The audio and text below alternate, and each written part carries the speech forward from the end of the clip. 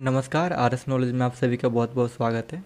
तो आज हम रेलवे के कुछ नियम के बारे में हम बात करेंगे।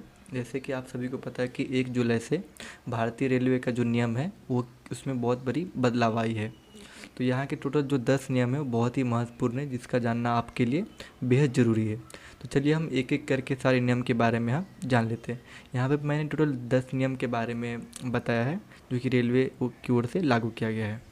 तो चलिए सबसे पहले हम बात कर लेते हैं कि जो नियम लागू हुए हैं। वो जो पहला नियम है वो है वेटिंग लिस्ट का झंझट खत्म हो जाएगा। रेलवे की ओर से चलाई जाने वाली सुविधा ट्रेनों में यात्रियों को कंफर्म टिकट की सुविधा दी जाएगी। इसका मतलब ये है कि अभी जो भी वेटिंग टिकट पहले होता था अभी वो वेटिंग टिकट नहीं होगा, अभी सिर्फ आपको कंफर्म टिकट ही मिलेगी।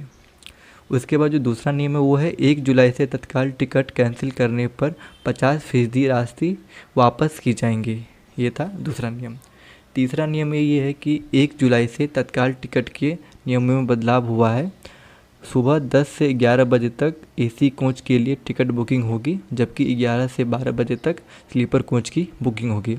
पहले आप ये देखते थे कि कोई भी समय पर आप टिकट बुक कर सकते थे, कोई भी टाइम लिमिट नहीं था। लेकिन इसमें बदलाव किया गया कि 10 से 11 के बीच में आप एसी कोच की जो टिकट है वो बुक कर सकते हैं, और उसके बाद 11 से 12 तक आप स्लीपर कोच की बुकिंग कर सकते हैं।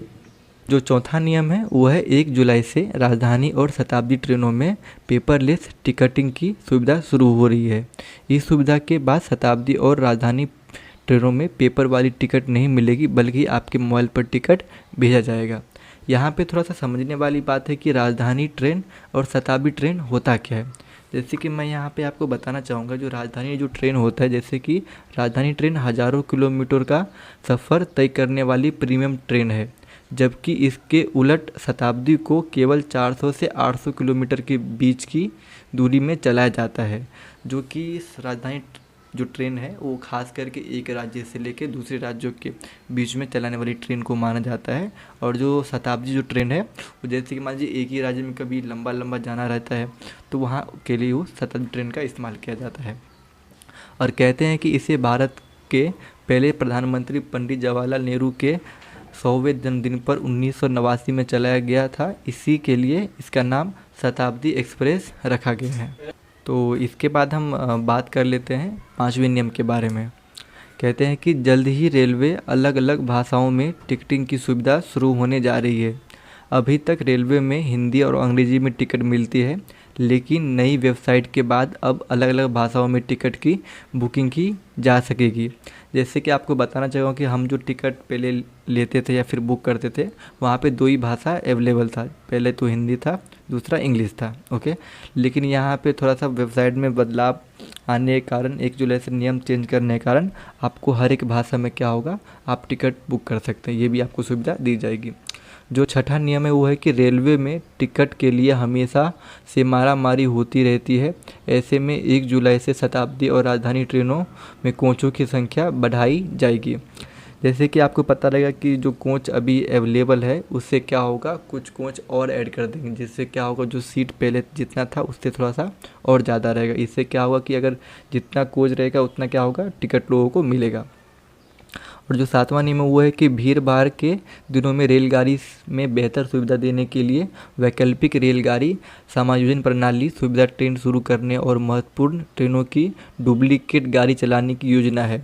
इसका अर्थ ये है कि जैसे कि जो गाड़ी एक दिन में एक चलता था, हो सकता है कि वही गाड़ी को शाम में दोपहर में एक और क्या कर दे, डबल शिफ्ट कर दे। इससे क्या होगा कि एक ही दिन में वही गाड़ी 2 टाइम चलेगी, जिससे क्या होगा, जाने वाली की जो संख्या है वो भी अगर ज़्यादा रहेगी तो क्या होगा, आधा आधा करके वो लोग टाइम के हिसाब से मैनेज कर सकते हैं।